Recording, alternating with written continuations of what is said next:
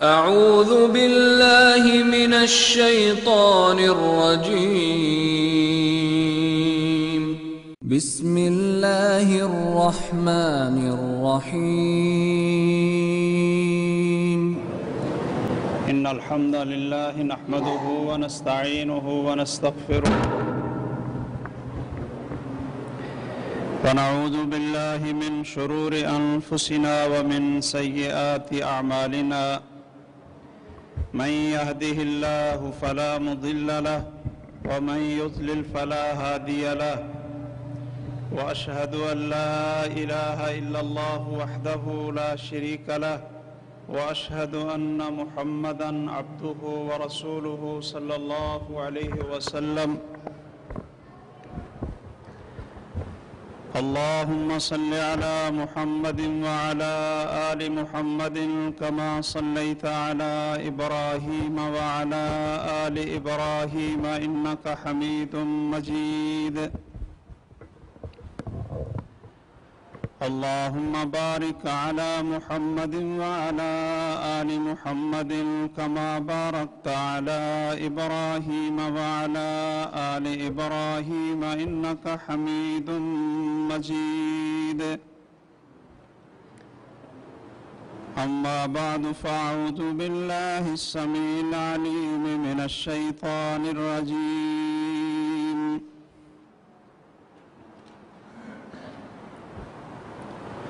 قل يا أيها الناس إني رسول الله إليكم جميعا فآمنوا بالله ورسوله النبي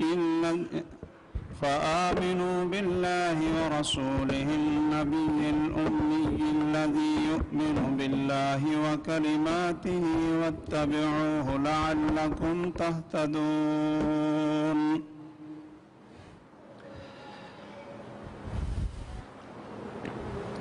بہت ہی محترم و مکرم سامعین کرام، عزیز القدر بھائیوں اور حضرات و خواتین، جس موضوع پہ آپ حضرات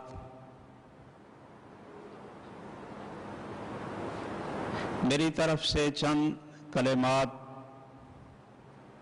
سنیں گے، اس کا عنوان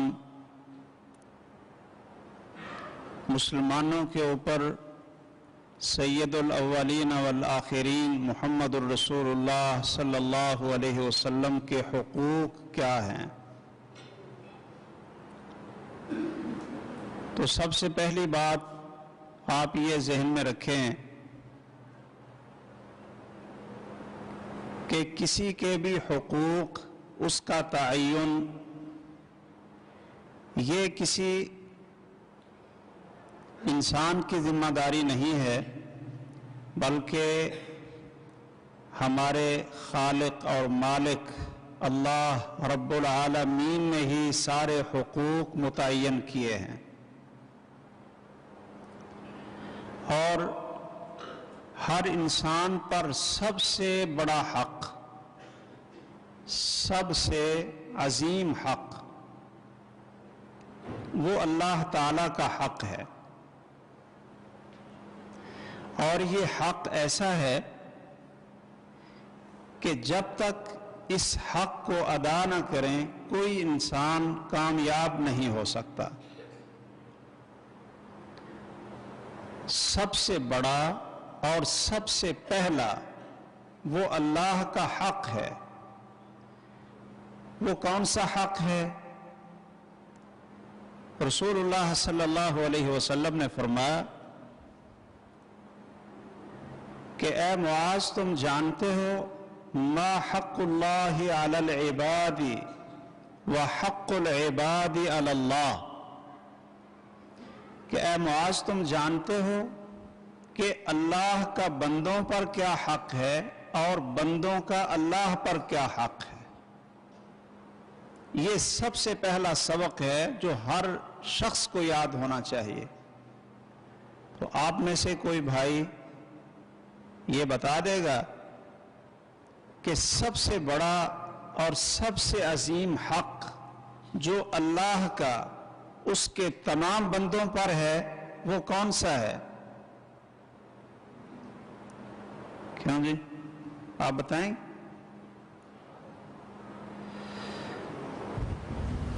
آپ بتا دیں۔ اچھا چلیے میں آپ حضرات سے ذکر کر دیتا ہوں، پھر اس کو یاد رکھنا تاکہ کبھی کوئی اور پوچھ لے تو پھر آپ پریشان نہ ہوں۔ اللہ کا بندوں پر سب سے بڑا حق جو کسی صورت میں معاف نہیں ہوگا، اور اگر اس حق کو ادا نہ کیا تو پھر انسان ہمیشہ ہمیشہ کے لیے جہنم کی آگ میں چلے گا، اور اگر یہ حق ادا نہ ہوا تو پھر سارے انسانوں کے حقوق بھی ادا کر لیں، والدین کے حقوق بھی ادا کر لیں، اور انسانیت کی کتنی خیر خواہی کر لیں، لیکن اگر یہ حق ادا نہ ہوا تو تمام کی تمام نیکیاں اور جتنے اجر جتنے ثواب ہیں سارے کے سارے ضائع ہیں۔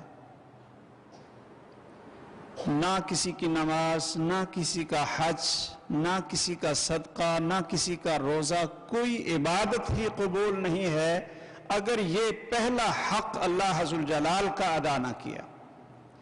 تو سنیے وہ کیا ہے؟ ان یعبدوہ ولا یشرکوا بہ شیئا، کہ صرف ایک اللہ کی بندگی کریں اور اس کے ساتھ کسی کو شریک نہ ٹھہرائیں۔ یہ حق یاد رہے گا؟ دو چیزیں ہیں نا، ان یعبدوہ ولا یشرکوا بہ شیئا، آپ کا آدھا جواب صحیح تھا، ان یعبدوہ ولا یشرکوا بہ شیئا، صرف اللہ کی عبادت کریں اور اس کے ساتھ کسی چیز کو شریک نہ ٹھہرائیں۔ یہ اللہ عز الجلال کا ساری مخلوق انسانوں پہ سب سے بڑا حق ہے۔ اگر اس حق کو ادا نہ کیا تو پھر اللہ عز الجلال فرماتے ہیں لَإِنْ أَشْرَكْتَ لَيَحْبَطَنَّ عَمَلُكَ وَلَتَكُونَنَّ مِنَ الْخَاسِرِينَ، کہ اگر آپ نے شرک کیا، صرف اللہ کی خالص عبادت نہ کی تو پھر آپ کے اعمال ضائع ہو جائیں گے اور آپ گھاٹا پانے والوں میں ہوں گے۔ ایک بات تو آپ یہ ذہن میں رکھیں۔ دوسری بات، اس اللہ کے حق کے بعد تمام مخلوقات میں، تمام لوگوں میں، انسانوں میں وہ حق ہوں گے جو اللہ عز الجلال نے مقرر فرمائے، جو اللہ عز الجلال نے مقرر فرمائے ہیں۔ تو آئیے، میرا موضوع یہ ہے کہ محسن انسانیت، سید الاولین والآخرین، خاتم النبیین، رحمت للعالمین، محمد الرسول اللہ صلی اللہ علیہ وسلم کے ہمارے اوپر، اس کو میں ہی پکڑتا ہوں، آپ کے یہ قابو نہیں آتا، آپ کے ہمارے اوپر کیا حقوق ہیں اور ہمیں کیا کرنا چاہیے، تو ہم رسول اللہ صلی اللہ علیہ وسلم کے اپنے اوپر حقوق ادا کرنے والے ہوں گے۔ تو اللہ تعالیٰ نے سب سے پہلا حق جو رسول اکرم صلی اللہ علیہ وسلم کا ہمارے اوپر رکھا ہے، وہ اللہ کا بھی حق ہے اور رسول اللہ صلی اللہ علیہ وسلم کا بھی حق ہے۔ میں یہاں ایک اور چیز آپ حضرات کو سمجھا دوں اور اس کو آپ ذہن میں رکھیں کہ جو بھی کسی بندے اور انسان کا حق ہوتا ہے وہ اللہ کا بھی حق ضرور ہوتا ہے۔ کیوں جی؟ آپ یہ تقسیم سنتے ہیں نا کہ حقوق اللہ اور حقوق العباد، اللہ کے حق اور اللہ کے بندوں کے حق، یہ جو اللہ کے بندوں کے حق ہیں یہ کس نے مقرر کیے ہیں؟ اللہ نے مقرر کیا نا۔ اس لیے جو بندوں کے حق ہیں وہ اللہ کا بھی حق ہے، کہ اس لیے کہ اس نے مقرر کیا۔ جتنے حقوق العباد ہیں وہ اللہ کے بھی حقوق ہیں، اس لیے کہ وہ اللہ ذوالجلال نے مقرر کیے۔ آپ دوسرے لفظوں میں اس طرح سمجھ لیں کہ اللہ ذوالجلال کا حق ادا نہ کرنے کی وجہ سے ایک گناہ ہوگا کہ اللہ کا حق ادا نہیں کیا، ایک جرم ہوگا، اور اللہ کے بندوں کے حقوق ادا نہ کرنے کی وجہ سے ڈبل گناہ ہوگا۔ ایک تو اس بندے کا حق تھا وہ ادا نہیں کیا، اور وہ حق اللہ ذوالجلال نے مقرر کیا تھا اس کا فرمان اس نے تسلیم نہیں کیا۔ اس کی مثال اس طرح سمجھ لیں کہ ماں اور باپ کا حق ہے اپنے بیٹوں پر کہ وہ اپنی ماں اور اپنے باپ کی فرما برداری کریں، ٹھیک ہے نا جی؟ یہ حقوق العباد میں سے ہے نا، کہ بیٹا اولاد اپنے والد اور والدہ کی بات کو تسلیم کر لے، ان کے ساتھ احسان کرے، نافرمانی نہ کرے، یہ والدین کا حق ہے۔ یہ حق کس نے مقرر کیا ہے؟ اللہ ذوالجلال۔ اب جب کوئی بیٹا اپنی ماں کی نافرمانی کرے گا، ایک تو اس نے ماں کی حق تلفی کی، اس کا حق ادا نہیں کیا، اور دوسرا اس نے اللہ کی بھی نافرمانی کی کہ اللہ ذوالجلال نے یہ حق مقرر کیا تھا اور اس نے اس کو ادا نہیں کیا۔ اس لیے جتنے حقوق العباد ہوتے ہیں وہ سارے کے سارے حقوق اللہ بھی ہوتے ہیں۔ رسول اکرم صلی اللہ علیہ وسلم کے حقوق جو اللہ تعالیٰ نے مقرر کیے ہیں ہمارے اوپر، ان میں سب سے پہلا حق یہ ہے، یہ بھی آپ گنتے جائیں، ٹھیک ہے نا؟ اس لیے کہ ویسے بیٹھ جانا اور یعنی سن لینا اور پھر وہ چیز ذہن میں نہ بیٹھے، سمجھ نہ آئے، یاد نہ آئے، یاد نہ رہے، تو پھر اس کا فائدہ کوئی نہیں ہوتا، ٹھیک ہے نا؟ تو میں یہ کوشش کروں گا کہ جتنی باتیں آپ حضرات کے سامنے کروں تو وہ آپ کو یاد کرواؤں اور آخر میں پوچھ لوں، کیوں جی؟ آخر میں پوچھ لوں تاکہ کچھ نہ کچھ تو آپ ساتھ لے کر جائیں نا۔ تو ابھی تک میں نے 2 باتیں کی ہیں، یہ آپ نے یاد رکھنی ہے کہ اللہ ذوالجلال کا سب سے بڑا حق اپنے بندوں پہ کیا ہے، ٹھیک ہے جی؟ یہ آپ کو یاد ہو گیا ہے؟ اچھا، پھر جتنے اللہ کے حقوق یا اللہ کے بندوں کے حقوق ہیں وہ اللہ ذوالجلال نے مقرر کیے ہیں، اور بندوں کے حقوق بھی حقیقت میں اللہ کے حقوق ہیں، اس لیے کہ اللہ ذوالجلال نے ہی ان کو مقرر کیا ہے۔ یہ 2 باتیں یاد رکھنے کے بعد ہم آتے ہیں کہ ہمارے حبیبنا پیارے پیغمبر اور اس کائنات کی سب سے عظیم ترین ہستی، اللہ اکبر، کہ جن کا نام لیں تو ہمارے اندر محبت کے جذبات پیدا ہو جانے چاہیے، جن کا نام لیں تو ہماری چہرے کی رنگت بھی بدلنی چاہیے اور ہمارا جسم بھی ڈھیلا ہو جانا چاہیے، اس لیے کہ اس کائنات میں سب سے زیادہ پیار، سب سے زیادہ محبت، سب سے زیادہ عظمت اور سب سے زیادہ کسی کی حرمت اور تکریم تعظیم ہے انسانوں میں، اس کائنات میں، تو وہ محمد الرسول اللہ صلی اللہ علیہ وسلم ہیں۔ ان کا سب سے پہلا حق 1 نمبر کیا ہے؟ الایمان بہ، الایمان بہ والتصدیق بہ وبما جاء بہ، کہ ان پر ایمان لائیں، ان کو اللہ کا رسول تسلیم کریں، ان کو اللہ کا نبی تسلیم کریں. یہ سب سے پہلا ان کا ہمارے اوپر حق کہ ہم ان کو اللہ ذوالجلال کا برگزیدہ پیغمبر، اللہ کا رسول، اللہ کا نبی، ہم ان کو تسلیم کریں. اور جب ان کو اللہ کا رسول تسلیم کریں گے، اس پر ہمارا ایمان ہوگا، اس پر ہمارا عقیدہ بن جائے گا، تو پھر اس کا معنی یہ ہوگا کہ جو کچھ وہ ہمیں دے رہے ہیں، جو کچھ انہوں نے ہمیں دیا ہے، وہ سارے کا سارا اللہ ذوالجلال کی طرف سے پیغام ہے. انہوں نے ہمیں قرآن مجید پڑھ کر سنایا، صحابہ کرام کو لکھایا، اور وہ قرآن مجید ہم تک پہنچا. یہ اللہ کا کلام ہے یا نہیں؟ کیوں بھائی؟ اللہ کی طرف سے وحی ہے.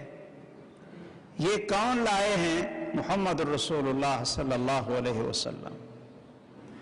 اور آپ کی ہر حدیث، ہر سنت، آپ کا ہر فرمان، آپ کا ہر عمل، جس کو حدیث کہتے ہیں، جس کو سنت کہتے ہیں، یہ بھی اللہ کی طرف سے ہی پیغام ہے، اور یہ بھی رسول اللہ صلی اللہ علیہ وسلم نے ہمیں دیا.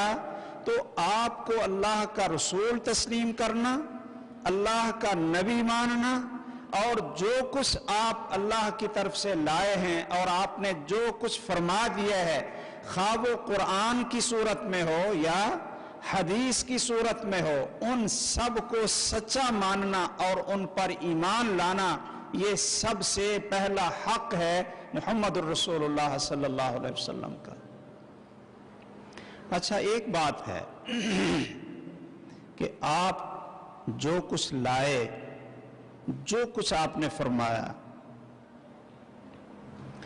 اگر ہماری یہ عقل یا ہمارا یہ معاشرہ، ہماری تحقیق، ہماری ریسرچ اور ہماری عادات اس کو قبول کرنے کے لیے تیار نہ ہوں، ہمارا ذہن اس کو ماننے کے لیے تیار نہ ہو، تو پھر کیا کرنا چاہیے؟ کیوں بھائی؟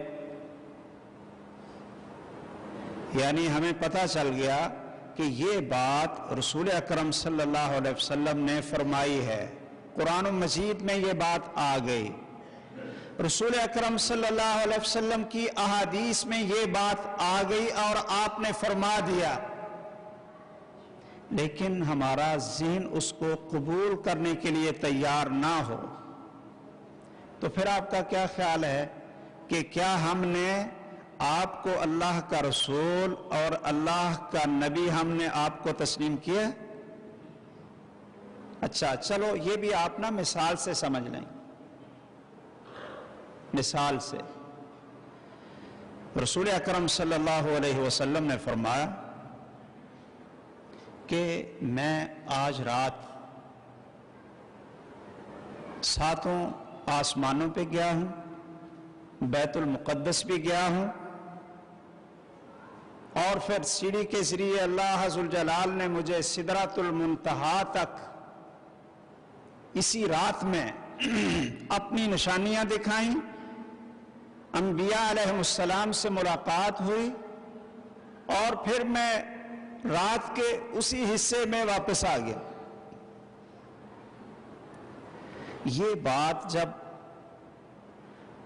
کفار مکہ نے سنی تو وہ نا ایک لحاظ سے بڑے خوش ہوئے، اپنے اندر سے نا بڑے خوش ہوئے. وہ کہنے لگے کہ یہ بات آپ لوگوں کے سامنے بھی کریں گے؟ ابو جہل کہنے لگا یہ بات آپ لوگوں کے سامنے بھی کریں گے؟ آپ نے فرمایا ہاں کروں گا. اس نے آواز دی یا معشر قریش، اے قریش کے لوگوں اکٹھے ہو جاؤ. وہ بیت اللہ میں سارے اکٹھے ہو گئے، مجلس بن گئی. وہ اس نے کیوں اکٹھا کیا تھا یہ سنیے غور سے ذرا. یہ بابا جی یہ جب ان سے پوچھوں گا تو یہ پھر کیا کریں گے آخر میں؟ اچھا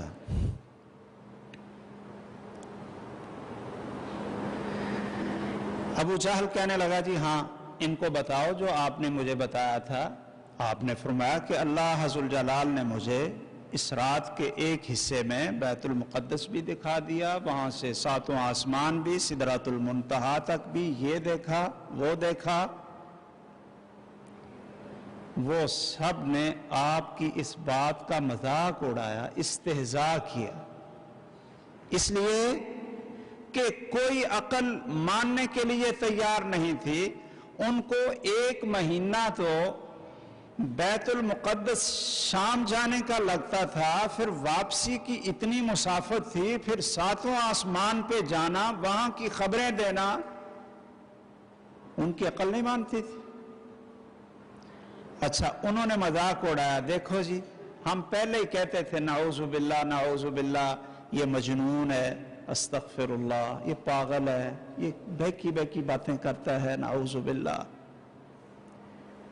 اچھا ایک اور انہوں نے شکار کرنے کی کوشش کی، کیا کہ سیدنا ابو بکر رضی اللہ تعالیٰ عنہ کے پاس گئے اور کہنے لگے اگر کوئی شخص یہ کہے، یہ دیکھیے ذرا انداز، کوئی شخص یہ کہے کہ میں رات کے تھوڑے سے حصے میں بیت المقدس شام اور 7 آسمان سدرۃ المنتہا سے ہو کر آیا ہوں، تو کیا آپ اس کی تصدیق کریں گے؟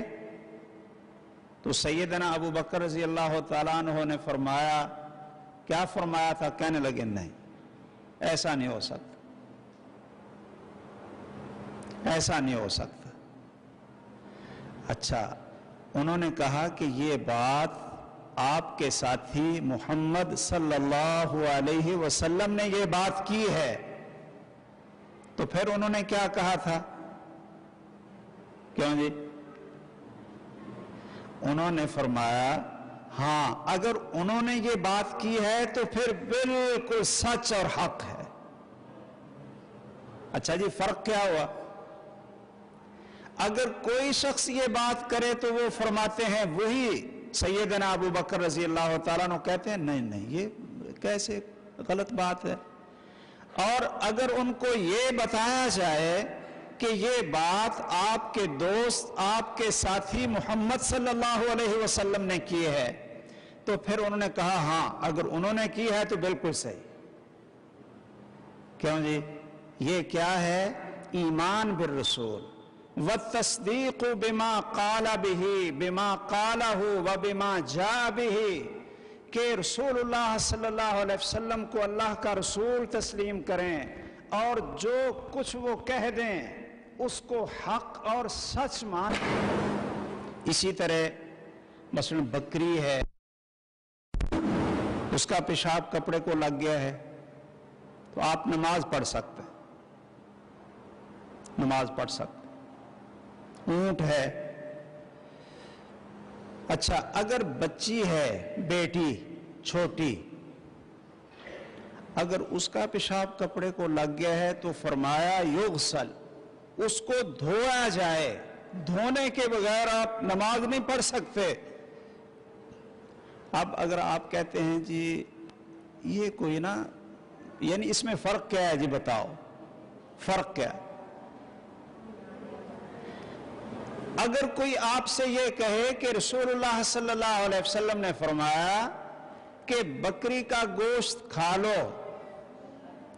تو پھر نماز کے لیے دوبارہ وضو کرنے کی ضرورت نہیں اگر پہلے وضو ہو، اور اگر اونٹ کا گوشت کھا لو تو پھر کیوں بھی یہ مسائل آپ نے سنے کہ نہیں کبھی؟ نہیں سنے ہوں گے نا، بس آپ نے کوئی نظمیں سنی ہوں گی، کوئی بڑی کوئی نعتیں، کوئی بڑی اچھی آواز سنی ہوگی، جی کوئی جوش اور جذبے کی تقریریں سنی ہوں گی. اچھا یہ سنا نہیں آپ نے کہ اگر باوضو ہوں تو بکری کا گوشت کھا لیں تو اسی طرح نماز پڑھ لیں بغیر دوبارہ وضو کرنے کے تو نماز صحیح، اور اگر اونٹ کا گوشت کھا لیں باوضو ہوں اونٹ کا گوشت کھا لیں تو نماز پڑھنی ہو تو دوبارہ وضو کرنا یہ فرض ہے، وضو کے بغیر آپ نماز نہیں پڑھ سکتے۔ ممکن ہے اگر میں یہ کہوں تو آپ کہیں جی وہ بھی حلال چیز ہے، وہ بھی حلال چیز ہے، دونوں میں کیا فرق ہے جی مولوی صاحب؟ ہاں، لیکن میں جب آپ سے کہوں گا کہ یہ بات کس نے کی ہے، یہ بات کی ہے محمد الرسول اللہ صلی اللہ علیہ وسلم نے کہ توضؤ من لحوم الابل، توضؤ من لحوم الابل، کہ اونٹ کا گوشت کھا لو تو بعد میں پھر وضو آپ کو ضرور کرنا پڑے گا، اور بکری کا گوشت کھا لو تو وضو کرنے کی ضرورت نہیں۔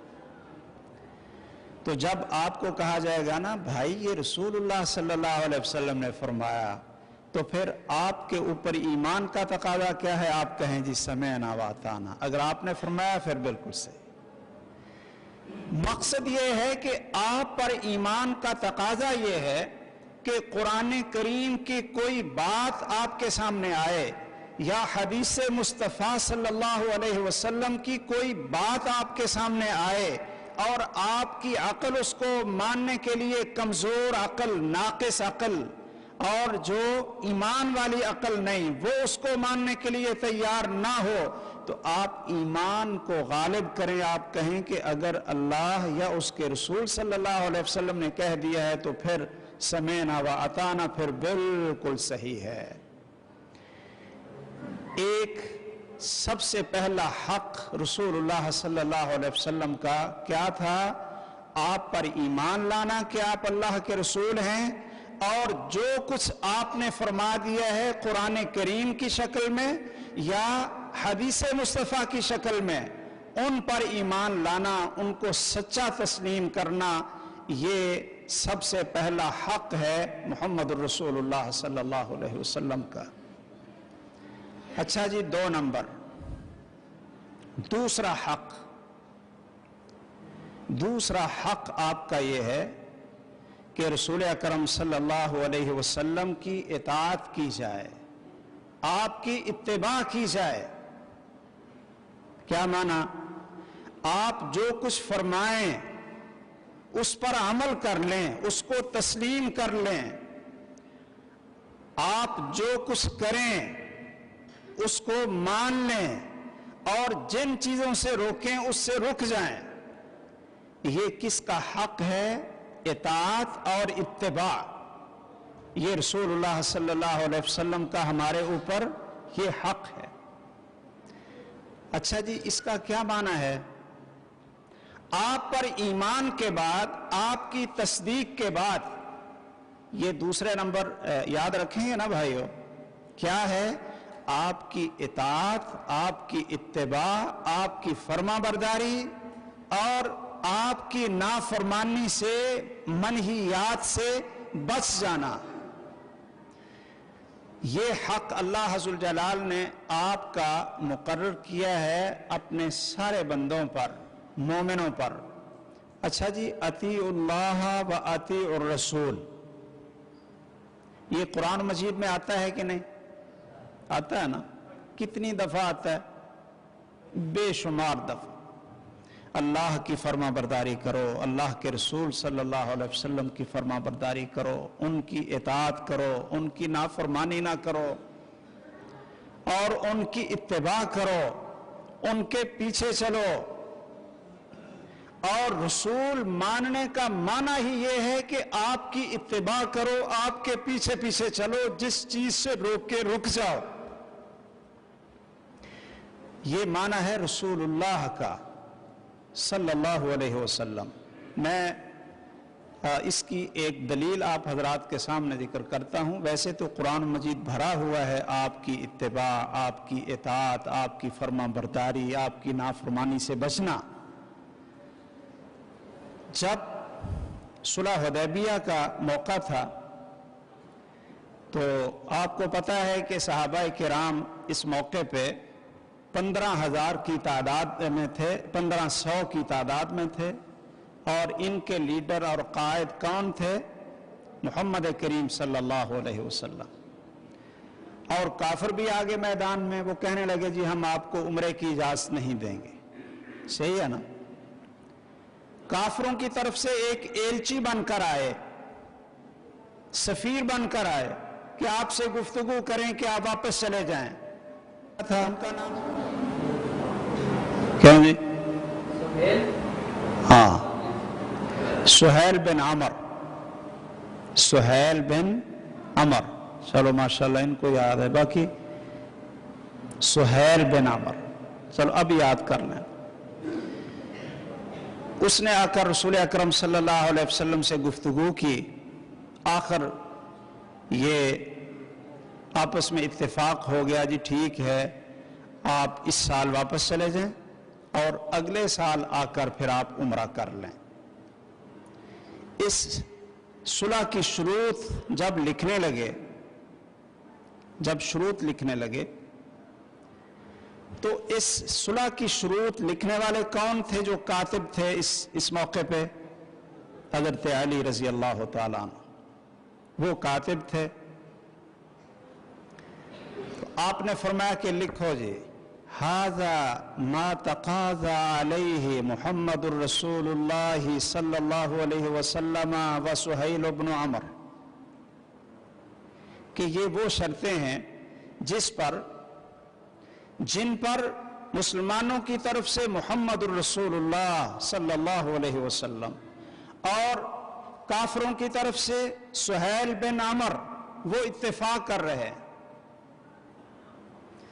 اس نے کہا کہ محمد کا جو لفظ لکھا ہے نا یہ تو ٹھیک ہے، لیکن آگے جو رسول اللہ کا لفظ لکھا ہے یہ مٹا دو، یہ مٹا دو. لکھو محمد ابن عبداللہ، ٹھیک ہے نا؟ محمد آپ کا نام ہے یہ ٹھیک ہے، لیکن ساتھ یہ تم لکھتے ہو کہ رسول اللہ، یہ مٹا دو. جو میں اس واقعے سے آپ کے سامنے دلیل پیش کرنا چاہتا ہوں کہ عربی لغت میں جو عرب لوگ سمجھتے تھے وہ رسول اللہ کے لفظ سے کیا سمجھتے تھے. سہیل بن عمر نے کہا کہ تم محمد صلی اللہ علیہ وسلم کے ساتھ سے رسول اللہ کا لفظ یہ مٹا دو. کیوں؟ لو نقول انکا رسول اللہ لاتبعناک. کہتے تھے کہ جھگڑا تو ہے ہی ہمارا یہی آپ سے، آپ کو ہم صادق بھی مانتے ہیں، امین بھی مانتے ہیں، سید بھی مانتے ہیں، بڑا مکرم، بڑا محترم اور بڑا عظیم نوجوان، سارا کچھ مانتے ہیں، لیکن رسول اللہ نہیں مانتے. کیوں بھائی؟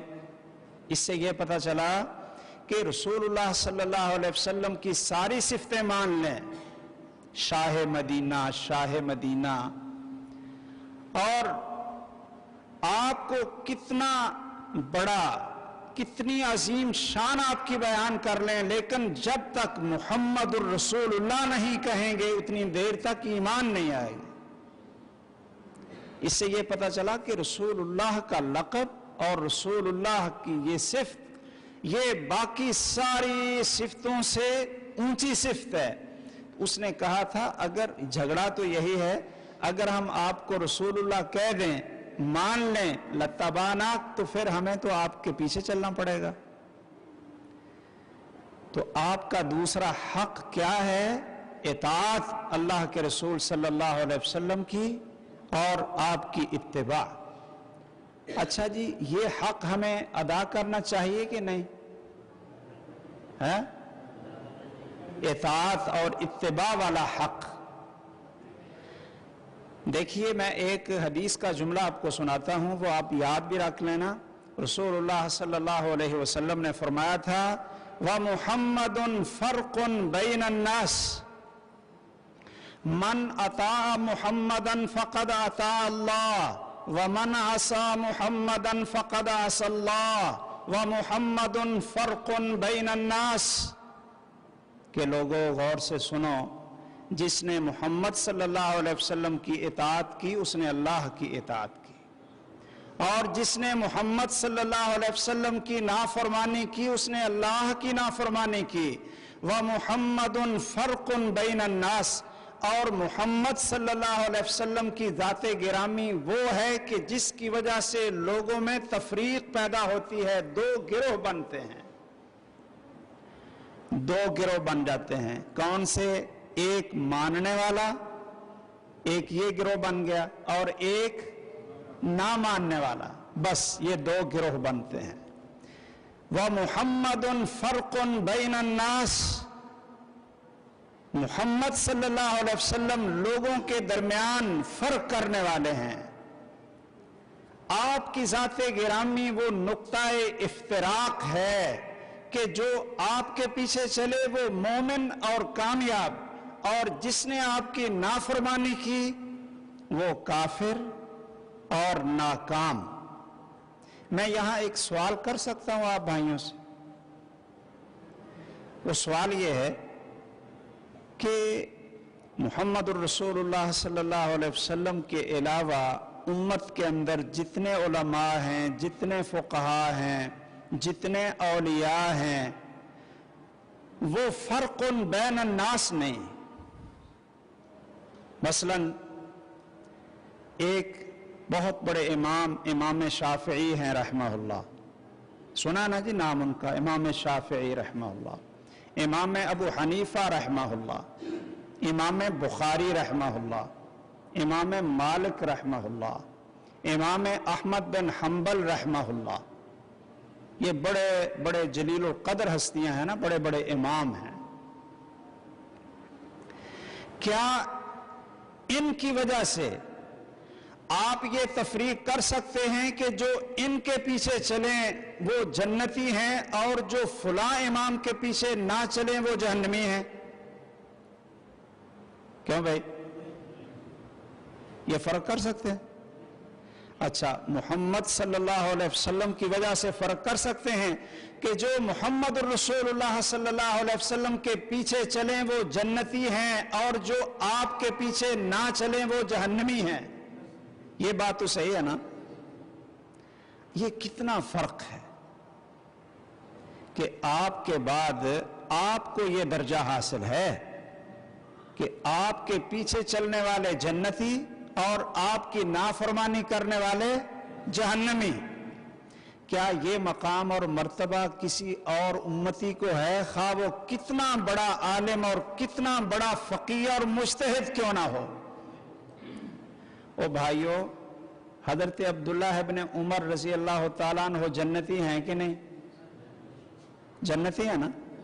اچھا، ان سے کسی نے کہا کہ آپ کے ابو جان کیا نام ان کا؟ ہاں جی، عمر بن خطاب رضی اللہ تعالیٰ عنہ۔ جب نام لیتے ہیں نا تو حقیقت ہے کہ اللہ نے ان کو وہ مقام دیا کہ ہم جب ان کا نام لیتے ہیں نا تو ہمارے اندر بھی کچھ نہ قوت، جوش، جذبہ اور تھوڑا سا سر اونچا ہو جاتا ہے۔ عمر بن خطاب رضی اللہ تعالیٰ عنہ، یہ بات ہے کہ نہیں؟ ہیں جی، عمر بن خطاب رضی اللہ تعالیٰ عنہ۔ اچھا، ان کے بیٹے کو عبداللہ بن عمر رضی اللہ تعالیٰ عنہ کو کسی نے کہا کہ حج تمتع یعنی حج اور عمرہ اکٹھا ایک ہی سفر میں، پہلے عمرہ کر لیں پھر ساتھ حج کر لیں، یہ جائز ہے؟ انہوں نے کہا ہاں، رسول اللہ صلی اللہ علیہ وسلم نے اس کی اجازت فرمائی۔ دوسرے نے فٹ یہ آگے سے سوال کر دیا کہ آپ کے ابو جان تو اس سے منع کرتے ہیں، آپ کے ابو جان تو اس سے منع کرتے ہیں، تو اس عظیم بیٹے کا جواب کیا تھا یاد ہے آپ کو؟ بیٹا بھی بڑا عظیم اور باپ بھی بڑا عظیم، لیکن یہ اتھارٹی کہ فرق بین الناس، من اطاع محمدا فقد اطاع اللہ ومن عصى محمدا فقد عصى اللہ، یہ اتھارٹی کہ کسی کی بات اللہ کی بات بن جائے، اس کی اطاعت اللہ کی اطاعت اور اس کی نافرمانی اللہ کی نافرمانی، یہ اتھارٹی اگر اللہ نے کسی کو دی ہے تو وہ صرف اور صرف محمد الرسول اللہ صلی اللہ علیہ وسلم کو دی ہے۔ عظیم بیٹے نے کہا، عبداللہ بن عمر نے جب ان سے کہا کہ آپ کہتے ہیں رسول اللہ صلی اللہ علیہ وسلم نے اجازت دی ہے اور آپ کے ابو جان تو اس سے منع کرتے ہیں، تو انہوں نے کہا امر ابی یتبع امر ابی یتبع ام امر رسول اللہ صلی اللہ علیہ وسلم، کہ دین کے اندر میرے باپ کا حکم چلتا ہے یا رسول اللہ کا حکم چلتا ہے، بس یہ ہے جو کاش کہ ہمیں اس کی سمجھ آ جائے۔ پھر ہم نے جو مسلمانوں کے اندر یہ تفریق بنائی ہوئی ہے کہ یہ حنفی ہیں اور باقی سب گمراہ، یہ شافعی ہیں باقی سارے حق سے دور، یہ دیوبندی ہیں، یہ حنبلی ہیں، یہ مالکی ہیں، میرے بھائیوں ان سب ناموں کو چھوڑیں اور نسبت کریں کس کی طرف کہ جس کے نام سے دو گروہ بنتے ہیں جنتی اور جہنمی، اور وہ ہیں وَمُحَمَّدٌ فَرْقٌ بَيْنَ النَّاسِ، کہ محمد صلی اللہ علیہ وسلم لوگوں کے درمیان وہ فارق ہیں کہ ماننے والے جنتی اور نہ ماننے والے جہنمی۔ اطاعت اور اتباع کا یہ معنی ہے۔ کیا کوئی شخص کہہ سکتا ہے کہ کسی کی فرما برداری وہ اللہ کی فرما برداری ہے اور جو کچھ اس کی زبان سے نکلے گا حق کے علاوہ اور کوئی بات نہیں نکلتی؟ بھائی ماں اور باپ کی فرما برداری یہ ایک بڑی ضروری چیز ہے نا۔ اگر ابا جی کہتے ہیں کہ بس یہ دکان پہ بیٹھے رہو، اذان ہو جائے نماز کا وقت ہو، تو یہ دکان نہیں بند کرنی آپ نے، نماز رہنے دو، تو باپ کی بات مانیں گے یا نہیں مانیں گے؟ اچھا ماشاءاللہ، بڑے پکے بندے نے بھائی۔ اچھا بات نہیں مانیں گے، کس کی بات مانیں گے؟ اللہ تعالیٰ کی بات مانیں گے۔ اگر ابو جان کہتے ہیں کہ ابھی تو آپ کی شادی نہیں ہوئی تو داڑھی رکھ لو گے تو کوئی رشتہ نہیں دے گا، تو اس لیے داڑھی مونڈ دو، جب نکاح ہو جائے گا پھر غور کریں گے کہ داڑھی رکھنی کہ نہیں، ابھی بابے بن جائیں گے داڑھی رکھ۔ تو اس نوجوان کو کیا کرنا چاہیے؟ ایک طرف باپ کی بات ہے، دوسری طرف اللہ تعالیٰ جو خالق ہے اور اللہ کے پیارے نبی محمد صلی اللہ علیہ وسلم ان کی بات ہے، تو زیادہ حق کس کا ہے؟ اللہ اور اس کے رسول صلی اللہ علیہ وسلم کا یا والد کا؟ دیکھ لیں۔ اچھا یہ بیوی اگر کہتی ہے کہ یہ کام مجھے اچھا نہیں لگتا اور اللہ اور اس کے رسول حکم دیتے ہیں کہ شادی یہ داڑھی رکھو، تو پھر کس کی بات ماننی چاہیے، بیوی کی کہ اللہ یا اللہ کے رسول کی؟ بھئی یہ باتیں نہیں آج سننی۔ اللہ کے رسول صلی اللہ علیہ وسلم کا حق دوسرا کیا ہے؟ اتباع اور اطاعت۔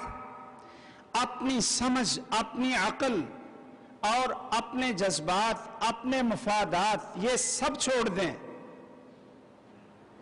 اچھا ایک مثال میں آپ کو دیتا ہوں، اتباع اور اطاعت کیا ہوتی ہے۔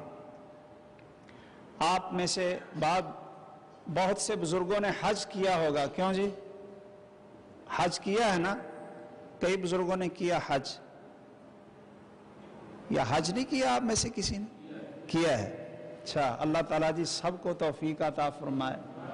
ربا تیرا گھر ویکھاں، تیرا در ویکھاں، تیرے در وچ رکھ رکھ سر ویکھاں، جتھے ایک نماز دی لکھ بن دی اوتھے عمرہ نگھان انہوں جی کردا ہے۔ جی بابا جی سمسام رحمہ اللہ، اللہ تعالیٰ ان کی قبر منور ہے جی۔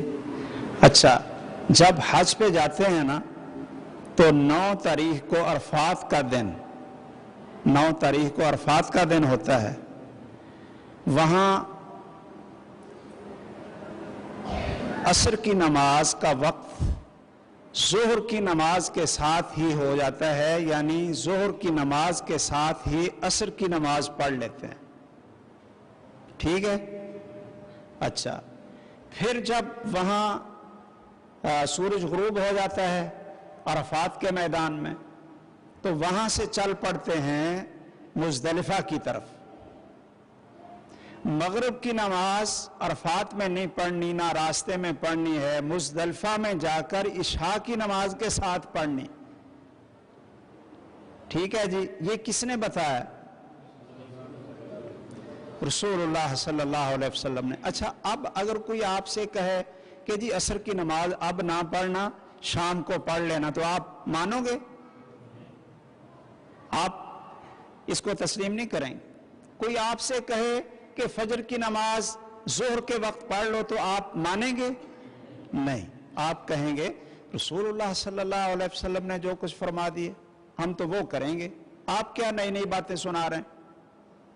لیکن اگر ایک نماز اللہ کے رسول صلی اللہ علیہ وسلم اور صحابہ کرام نے دوسری نماز کے ساتھ پڑھی ہے، تو وہاں ہم سر جھکا دیں گے اور ہم کہیں گے کہ چونکہ رسول اللہ صلی اللہ علیہ وسلم نے ایسے کیا ہے، تو پھر یہ نہ آپ کہیں جی میرا دل نہیں مانتا، وہ میرے مولوی صاحب نے یہ نہیں کہا، وہ میرے امام صاحب نے یہ نہیں کہا۔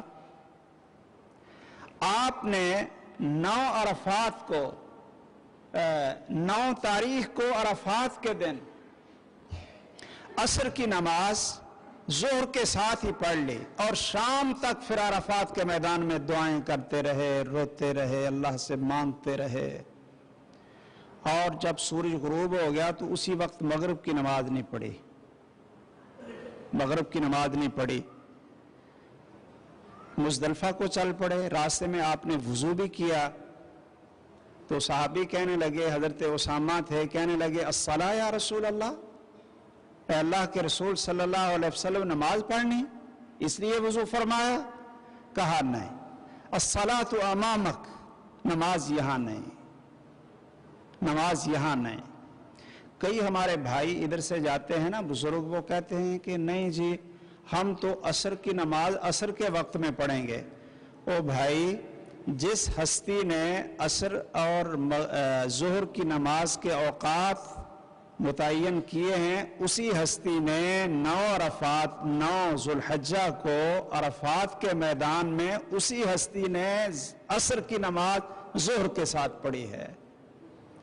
جس ہستی نے یہ فرمایا کہ سورج غروب ہوتا ہی جائے تو مغرب کی نماز پڑھ لو، اسی ہستی نے وہاں عرفات میں مغرب کی نماز نہیں پڑھی، راستے میں نہیں پڑھی، عشاء کے ساتھ جا کر مزدلفہ میں پڑھی ہے، تو اتباع کا پھر کیا تقاضا تھا کہ جیسے رسول اللہ صلی اللہ علیہ وسلم کرتے جائیں ویسے کرتے جاؤ۔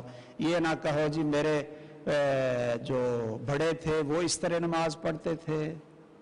اب اگر آپ کو صحیح بخاری سے، صحیح مسلم سے صحیح احادیث آپ کو میں سناؤں، حوالہ دے کر سناؤں، حوالہ دے کر، ٹھیک ہے، کتاب کا، صحابی کا نام، اور ان کتابوں کا کہ جن کی صحت پر ساری امت کا اتفاق ہے کہ سید کائنات رحمت للعالمین محمد الرسول اللہ صلی اللہ علیہ وسلم اس طرح نماز پڑھتے تھے، تو کہیں ایسا نہ ہو کہ آپ کہیں کہ یہ نہ دل نہیں مانتا، کیونکہ ہمارے ابو جان، ہمارے بابا جان، دادا جان، دادی جان، نانا جان، بڑے بزرگ فلاں تھے، وہ تو ایسے نہیں پڑھتے تھے، یہ جیسے آپ حدیث سنا رہے ہیں، کیا رسول اللہ صلی اللہ علیہ وسلم کا یہ حق نہیں آپ کے اوپر اور ہم سب کے اوپر کہ جب حدیث آپ سن لیں تو پھر ساری باتیں چھوڑ دیں؟ میں ایک حدیث سناتا ہوں تاکہ ذرا یہ نا عملاً اس کی سمجھ آ جائے۔ سیدنا عبداللہ بن عمر، ایک سیدنا مالک بن حویرث، سیدنا وائل بن حجر، سیدنا علی مرتضی رضی اللہ تعالیٰ عنہ، سیدنا محمد بن مسلمہ، 5 اور 10 صحابہ 15 اور پھر سیدنا ابو بکر رضی اللہ تعالیٰ عنہ، سیدنا عمر بن خطاب رضی اللہ تعالیٰ عنہ، یہ سب صحابہ کہتے ہیں جب رسول اللہ صلی اللہ علیہ وسلم نماز شروع کرتے تو آپ ہاتھوں کو اٹھاتے نماز شروع کر لیتے، اللہ اکبر۔ جب آپ رکوع کو جاتے تو اللہ اکبر کہہ کر ہاتھ اٹھاتے، جب آپ رکوع سے سر اٹھاتے تو سمع اللہ لمن حمدہ کہتے اور ہاتھ اٹھاتے۔ یہ حدیث ہے صحیح بخاری میں، صحیح مسلم میں اور ساری اصول ستہ کی کتابوں میں۔ اس کو بیان کرتے ہیں عبداللہ بن عمر، وائل بن حجر، مالک بن حویرث اور دوسرے صحابہ کرام۔ اب ہمیں کیا کرنا چاہیے؟ کیوں جی؟ جب حدیث سن لیں سمعنا واطعنا، مان لیا جی، مان لیا۔ جب آپ کی حدیث آ جائے، آپ کا فرمان آ جائے، تو پھر اور کون سی ہستی ہے کہ جس کی بات کو ترجیح دی جائے؟ ہم کون ہیں کہ ہم کہیں جی اتنے سال ہو گئے ہم ایسے ہی نماز پڑھتے رہے تو ہماری پہلی نمازیں وہ کہاں گئیں؟ تو بھائیوں، پہلی نمازوں میں تو پتہ نہیں چلا تھا کہ رسول اللہ صلی اللہ علیہ وسلم کی نماز کا طریقہ کیا ہے۔ جب پتہ چل گیا اسی وقت عمل کرنا، اس حق کو ادا کرنا ہمارے اوپر واجب ہو گیا۔ تو پہلا حق آپ پر ایمان اور تصدیق ہے، دوسرا حق آپ کی اطاعت اور آپ کی اتباع ہے، اور تیسرا حق رسول اللہ صلی اللہ علیہ وسلم کا ہمارے اوپر پتہ کیا ہے؟ تیسرا حق بھائیو وہ یہ ہے کہ تمام کائنات میں سب سے زیادہ محبت، سب سے زیادہ پیار، سب سے زیادہ عقیدت کس کے ساتھ ہو؟ محمد الرسول اللہ صلی اللہ علیہ وسلم کے ساتھ، ورنہ ایمان کوئی نہیں۔ اچھا جی، بھائی سے بھی زیادہ محبت اور تعظیم اللہ کے رسول، بھائی کی کیا حیثیت ہے؟ ماں اور باپ کی کیا حیثیت ہے؟ اولاد کی کیا حیثیت ہے؟ بیوی اور مال اور دولت کی، نوکری، ملازمت، ان چیزوں کی کیا حیثیت ہے؟ سب سے زیادہ پیار اور محبت اس کائنات میں کس کے ساتھ ہو؟ محمد صلی اللہ علیہ وسلم کے ساتھ ہو۔ اللہ اکبر۔ اگر اچھا جی، اپنی جان سے بھی زیادہ آپ کے ساتھ محبت ہونی چاہیے، کیوں جی؟ اپنی جان سے بھی زیادہ؟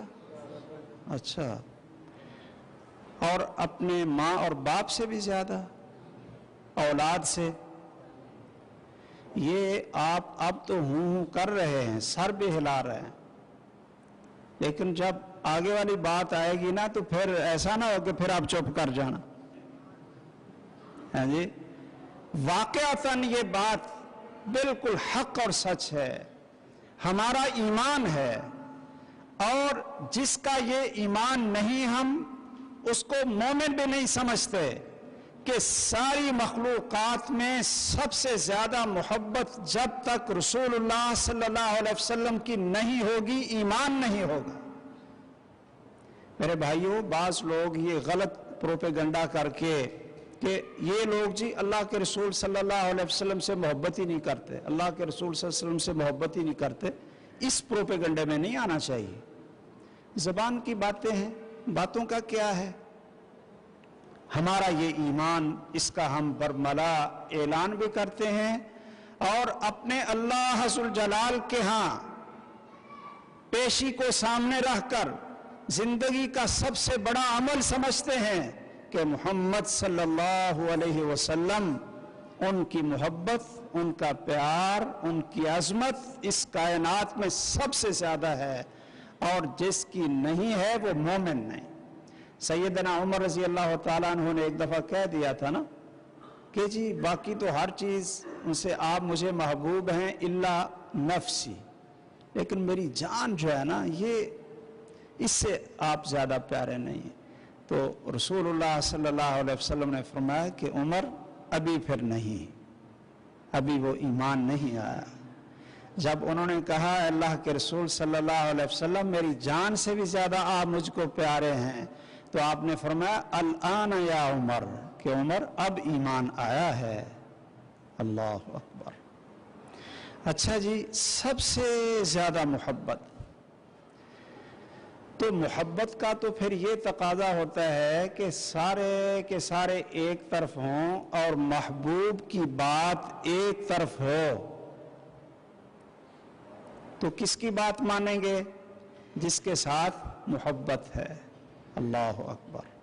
اچھا جی، ایک ہوتا ہے کہ آپ محبت کریں، اور ایک یہ ہے کہ آپ کے ساتھ بھی محبت کی جائے. اس لیے علماء کہتے ہیں نا کہ لیس الشأن ان تحب وانما الشأن ان تحب. او بھائیو، کمال یہ نہیں کہ آپ محبت کا دعویٰ کریں، کمال یہ ہے کہ آپ محبت کا دعویٰ کریں اور ساتھ انما الشأن ان تحب، کہ آپ محبوب بھی بنیں. آپ کہیں جی مجھے اپنے رشتہ داروں سے بڑی محبت ہے، اور رشتہ داروں سے پوچھیں تو وہ کانوں کو ہاتھ لگاتے ہیں کہ بس جی اس کے قریب نہیں جانا، اللہ ہی معاف کرے، اس سے بچ کر رہنا، اس کی چھری بڑی تیز ہے. آپ کہتے بھی ہیں جی مجھے بڑی محبت ہے، بڑی محبت. انما الشأن ان تحب، آپ کہتے رہیں کہ مجھے اللہ اور اس کے رسول سے بڑی محبت ہے، بڑی محبت ہے. اب اللہ تعالیٰ سے پوچھیں، اللہ کے رسول صلی اللہ علیہ وسلم سے پوچھیں گے کہ آپ کو بھی اس سے محبت ہے، تو وہ کہیں کہ نہیں، اس پر تو لعنت اور پھٹکار ہے. صرف محب بننا، اس کا دعوے دار بننا، یہ کافی نہیں ہوتا. ان تحب، آپ کام ایسے کریں کہ آپ اللہ کے محبوب بنیں اور اللہ کے رسول صلی اللہ علیہ وسلم کے محبوب بنیں. میں ایک حدیث آپ کو سناتا ہوں. حضرت عبد الرحمن بن ابو قراد رضی اللہ تعالیٰ عنہ، وہ فرماتے ہیں کہ ہم نے ایک دفعہ دیکھا رسول اللہ صلی اللہ علیہ وسلم کو کہ آپ وضو کر رہے تھے اور صحابہ کرام رضی اللہ تعالیٰ عنہم آپ کے وضو کے پانی کے قطرے زمین پر نہیں گرنے دیتے تھے، اٹھا کر ہاتھ نیچے کر کے اپنے جسم پر وہ مل لیتے تھے. یہ محبت کا بڑا اچھا انداز ہے. آپ کے جسم اطہر سے گرے ہوئے قطرے وضو کرتے ہوئے زمین پہ نہیں گرنے دیتے تھے، اپنے ہاتھوں میں لے کر اپنے جسم پہ مل رہے تھے. آپ نے پوچھا ما یحملکم علی ھذا، کہ اے میرے صحابہ ایسا کیوں کرتے ہو؟ کیوں جی ایسا کیوں کرتے ہو؟ تو صحابہ کرام نے پتہ کیا کہا لحب اللہ و حب رسولہ صلی اللہ علیہ وسلم، اللہ اور اس کے پیارے رسول صلی اللہ علیہ وسلم سے محبت کی وجہ سے ایسا کرتے ہیں. یہ جواب تو ٹھیک، لیکن کیا آپ کے جسم اطہر سے گرنے والے پانی کے قطرے جسم پر مل لینے سے محبت پوری ہو جائے گی؟ کہ اگر تم وہ کر لو تو پھر تمہاری اللہ اور اس کے رسول سے محبت ہو جائے گی اور اللہ تعالیٰ اور اس کے رسول کی تمہارے ساتھ محبت ہو جائے گی. کیوں جی محب بھی بن جاؤ گے اور محبوب بھی بن جاؤ گے، محب بھی بن جاؤ گے اور محبوب بھی بن جاؤ گے. صحابہ کرام تو ایسی چیزیں وہ تو تلاش کرتے رہتے تھے، کہنے لگے بلا یا رسول اللہ صلی اللہ علیہ وسلم، کیوں نہیں اللہ کے رسول صلی اللہ علیہ وسلم ضرور بتلاؤ. تو آپ نے پھر 3 چیزیں بتلائیں. کیوں جی آپ بھی چاہتے ہیں نا کہ ہماری محبت ہمارے دلوں میں اللہ تعالیٰ اور اللہ کے رسول سے محبت ہو جائے اور ان دونوں کی ہمارے ساتھ محبت ہو جائے، ہم ان کے محبوب بھی بنے اور وہ ہمارے محبوب بنے. یہ ہم سارے چاہتے ہیں نا. اچھا، یہ پھر اکیلا نا جھنڈیاں لگانے سے کام نہیں ہوگا. ہیں جی، جھنڈیاں لگانے سے کام نہیں ہوگا، دیگ پکانے سے کام نہیں ہوگا. یہ پتہ کس سے کام ہوگا؟ سنیے، فرمایا فَلْيَصْدُقْ حَدِيثَهُ إِذَا حَدَّثَ وَلْيُؤَدِّ أَمَانَتَهُ إِذَا تُؤْمِنَ وَلْيُحْسِنْ جِوَارَ مَنْ جَاوَرَهُ. یہ 3 کام کرو. پھر یہ بڑے مشکل کام ہیں جی. جسم پر پانی مال لیں یہ تو آسان سا کام ہے، جھنڈی شنڈی لگا لیں، سائیکل پہ جی جا رہے ہیں، کون جی یہ محب رسول جا رہے ہیں.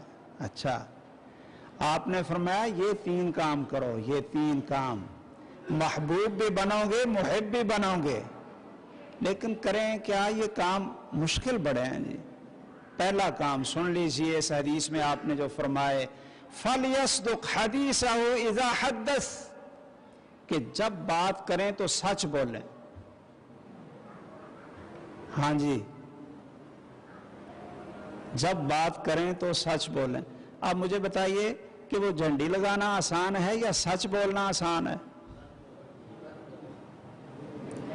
کوئی بھائی یہ یا بزرگ یا بھائی کوئی کہہ سکتا ہے کہ میں نے زندگی میں کبھی جھوٹ نہیں بولا، جھوٹ کبھی نہیں بولا. کیوں جی؟ ہیں؟ کوئی نہیں بول رہا. یہ بابا جی سوچ رہے ہیں کوئی کہ میں یعنی بابا جی کو پوچھ رہے ہیں اپنے ساتھی سے کہ میرے بھائیوں کتنا مشکل کام ہے کہ بیٹا ہو، بھائی ہو، زمین کا جھگڑا ہو، اس میں پھنسے ہوئے ہوں اور باپ کو یا بھائی کو گواہی دینی پڑ جائے تو وہ اپنے بیٹے اور بھائی کے خلاف گواہی دے گا؟ کیوں جی؟ عدالت میں جج کے سامنے جا کر یہ کہے کہ جج صاحب ٹھیک ہے یہ میرا بیٹا ہے لیکن یہ جھوٹ بولتا ہے. کیوں جی؟ ٹھیک ہے یہ میرا بھائی ہے، زمین کا جھگڑا ہے، پلاٹ کا جھگڑا ہے، لیکن یہ جھوٹ بولتا ہے، میری گواہی اس کے خلاف ہے. ہاں جی، کوئی ہے؟ جھنڈیاں لگا کر ہی سارا پیار اور ساری محبت آ گئی. فَلْيَصْدُقْ حَدِيثَهُ إِذَا حَدَّثَ، جب بات کریں اگر اللہ کے رسول سے سچی محبت ہے تو جھوٹ نہ بولیں. وَلْيُؤَدِّ أَمَانَتَهُ إِذَا تُؤْمِنَ، اور اپنی ذمہ داری کو پورا ادا کریں، امانت کے اندر خیانت نہ کریں. ایک خیانت ہوتی ہے مالی، آپ کے پاس کسی نے امانت رکھی ہو آپ اس میں خیانت نہ کریں. اس طرح کے تو ہمارے کافی بھائی ہوں گے. کیوں جی؟ مالی امانت ادا کرنے والے. ایک امانت ہوتی ہے راز کی امانت. کیوں جی؟ راز کی امانت کہ کسی نے آپ کو راز بتلا دیا تو آپ اس کو افشا نہ کریں، وہ آپ کے سینے میں ایسا دفن ہو کہ قبر تک ساتھ جائے. کیوں بھائی؟ یہ آپ کسی کے راز کی حفاظت بھی کر لیتے ہیں یا وہ عورتوں کی طرح کہتے ہیں بی بی جی یہ نا یہ بات بس میں نا آپ کو ہی بتانے لگی، یہ آپ نے اور نہیں کسی کو بتانے. بھائی جب وہ بات بتا دی ہے تو وہ راز رہے گے. کیوں بھائی؟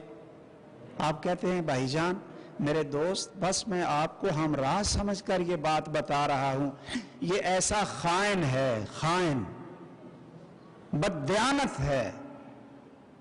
اور ویسے اس کے دوست کو چاہیے کہ وہ اگر واقعتاً اس کا دوست اور خیر خواہ ہے نا تو اس کو کہے کہ جھوٹ بکتے ہو، اگر تم مجھے ہم راز سمجھتے تو یہ کسی کا راز آگے بتا رہے ہو تو میرا راز بھی کسی کو آگے بتا دو. کیوں جی؟ رسول اللہ صلی اللہ علیہ وسلم نے فرمایا المجالس بالامانہ، مجلس میں جو بات کی جائے وہ امانت ہوتی ہے، اس کو افشا نہ کرو. اور آپ نے فرمایا کہ جب کوئی آپ کا بھائی آپ سے بات کر رہا ہو اور وہ بات کرتے ادھر ادھر دیکھ رہا ہو تو سمجھ لو کہ یہ راز کی بات کر رہا ہے. کیوں جی؟ یہ حدیث کبھی سنی کہ نہیں؟ آپ نے فرمایا کہ جو شخص اللہ اور اس کے رسول کے ساتھ سچی محبت رکھتا ہے وہ امانت میں خیانت نہ کرے. ایک اور امانت بھی ہوتی ہے، وہ پتہ کیا ہے؟ آپ کہیں کام کرتے ہیں، مل میں، فیکٹری میں، اسکول ٹیچر ہیں. کیوں جی؟ اسکول ٹیچر ہیں، دفتر میں کام کرتے ہیں. آپ کی ڈیوٹی ہے کہ 8 بجے آئیں اور 2 بجے جائیں. کیوں بھائی؟ 8 بجے آئیں اور 2 بجے جائیں. اب آپ کیا کرتے ہیں کہ آئے 10 بجے، لکھ لیا 8 بجے، بیٹھے بھی رہے لیکن صحیح طریقے سے کام نہ کیا. کیوں جی؟ یہ امانت میں خیانت ہے یا نہیں؟ یہ امانت میں خیانت ہے یا نہیں؟ اور آنا 2 بجے تھا، چھٹی کر کے پہلے ہی آ گئے. کسی حاضری لگانے والے کو پیسے دے کر سارے دن کی حاضری لگا لی. اللہ اکبر! مسلمانوں کی حالت دیکھتے ہیں نا تو حقیقت ہے کہ رونا آتا ہے، رونا آتا ہے. یہ نشاط مل ہے، مجھے ایک ساتھی نے بتایا کہ وہاں جی 5,000 روپیہ تنخواہ ملتی ہے. اگر 1,000 روپیہ آپ حاضری لگانے والے کو دے دیں تو وہ ہر روز آپ کی حاضری لگا دیا کرے گا. 5,000 آپ کو مل جائے گا، 1,000 اس کو دے دیا کر. گھر میں بیٹھے بیٹھے ہی 5,000. میرے بھائیوں، یہ امانت ہے، یہ ذمہ داری ادا کی. لعنت ایسی کمائی پر اور ایسی ذمہ داری کے اوپر کہ جس لالچ نے اس سے امانت اور دیانت کو ختم کر دی. آپ نے فرمایا کہ جب بات کرو سچ بولو. جب کوئی ذمہ داری امانت آپ کو سونپی جائے تو اس کو ادا کرو. وَلْيُحْسِنْ جِوَارَ مَنْ جَاوَرَهُ، اور اپنے پڑوسی کے ساتھ حسن سلوک کرو. تو رسول اللہ صلی اللہ علیہ وسلم کی محبت یہ تیسرا آپ کا حق ہے. اور جب آپ سے محبت ہو تو پھر آپ کی اولاد سے بھی محبت ہونی چاہیے، آپ کے محبوبوں سے بھی محبت ہونی چاہیے. کیوں جی؟ کہتے ہیں نا دوست کا دوست دوست ہوتا ہے اور دوست کا دشمن. کیوں بھائی؟ دوست کا دوست دوست ہوتا ہے نا، اور دوست کا دشمن دشمن ہوتا ہے. جو آپ کے باپ کا دوست ہے وہ آپ کا بھی دوست ہے، جو آپ کے باپ کا دشمن ہے وہ آپ کا بھی دشمن ہے.